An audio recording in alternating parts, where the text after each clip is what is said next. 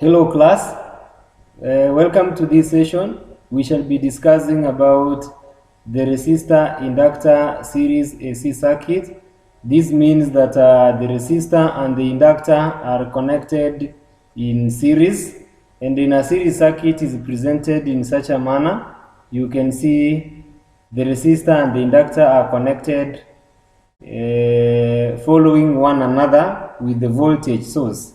So we say in an AC circuit containing inductance L and resistance R, the applied voltage V is the phasor sum of VR and VL, and thus the current I lags the applied voltage V by an angle phi lying between 0 and 90. Remember, in a purely inductive circuit, we have discussed this before, that the angle between them is strictly 90 degrees. But the moment we discuss about a resistor being included in that circuit, then the angle will never be 90. It will be a value less than 90. So that is why we are saying whenever we have a resistor and an inductor connected in series, the angle will be between 0 and 90. So the angle is less than 90, but cannot be less than 0. In any AC series circuit, the current is common to each component and is thus taken as the reference. So we have said in a series circuit, current is the same. Current shall be taken as the reference. Whenever you are drawing your phasor diagram, current will be represented along the horizontal scale because it is taken as the reference.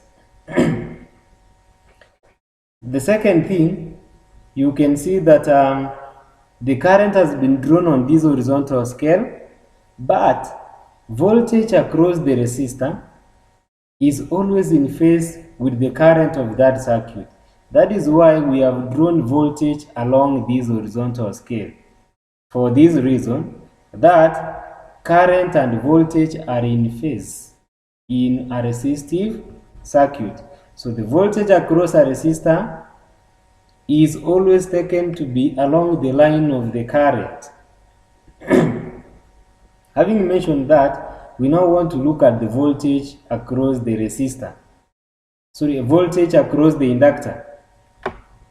We have discussed, remember our reference is the current, and we have said current and voltage are always apart by 90 degrees. So the voltage will be leading the current by 90 degrees. That is why the voltage across the inductor is drawn on the vertical scale. It's drawn on the vertical scale, as you can see.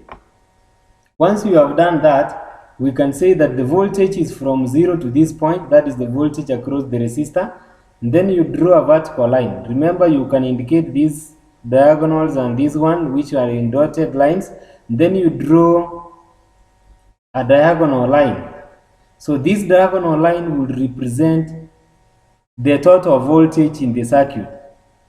So one key thing when you're drawing the phasor diagram, I've said, if it is a series circuit, draw the current in the circuit along the x-axis, like that. The voltage across the resistor is drawn on the horizontal scale, on the same scale as current. The voltage across the inductor is plotted on the vertical scale, depending on the number of units. If it is 5 units, 6 units, of course you can draw, the height of this line is dependent on the number of units you want to cover. So it is drawn on this point. Of course, once you do that, you can now join that rectangle. So once you join that rectangle, of course, you will have formed something we call a voltage triangle. A triangle which has got 3 categories of voltage: voltage across the resistor, voltage across the inductor, and voltage on the hypotenuse represents the overall voltage in that particular circuit, or the voltage from the source. So once you are done with that one, it is very good for us to understand the relationships, or the relationship between the 3 voltages that we have mentioned. The first one is the VR, we have mentioned VL, we have also mentioned VR, VL, and V. Those are the three voltages that we have mentioned. Because we have formed a right angle triangle, there is an angle. There is an angle between the supply voltage and the voltage across the resistor. This angle is very crucial because it will assist us to get some other parameters. So if you want to get this angle, you can use trigonometric ratios and specifically tan, where we know tan phi is equals to VL over VR. Tan theta is given by opposite, which is VL, all over the adjacent, which is VR. If you want to get theta, you get the tan inverse. You take tan to the other side, then tan will be given by tan inverse of VL over VR. That one will give us the angle. Then the relationship between the three voltages, we are going to use Pythagoras theorem, which says the sum of the squares of the two shorter sides is equals to the square of the longer side. I will repeat, Pythagoras theorem states that the sum of the squares of the two shorter sides is equal to the square of the longer side. That is why I'm saying these are the two shorter sides and this is the longer side. So the sum of the squares, VL squared plus VR squared, should be equal to the longer side, which is V. So if you make V the subject of the formula, of course it gives you V is equal to the root of the sum of the two. So that one has given us that and that is what we are having. Remember, this is what we are calling a voltage triangle. We can also simply look at an impedance triangle. Though we have done it before, we said resistance is taken along the horizontal scale, reactance is presented on the y-axis or the vertical axis, and then the longer side, of course, is taken by Z, which is the impedance. The relationship between the three is the sum of the squares of the two shorter sides is equal to the square of the longer side, Z. This is supposed to be Z squared. There is supposed to be a square here, Z squared. So during your notes, you can rectify in your notes. This is Z squared is equal to XL squared plus R squared. So that now Z squared is equal to the root. So there is a square which has been forgotten there.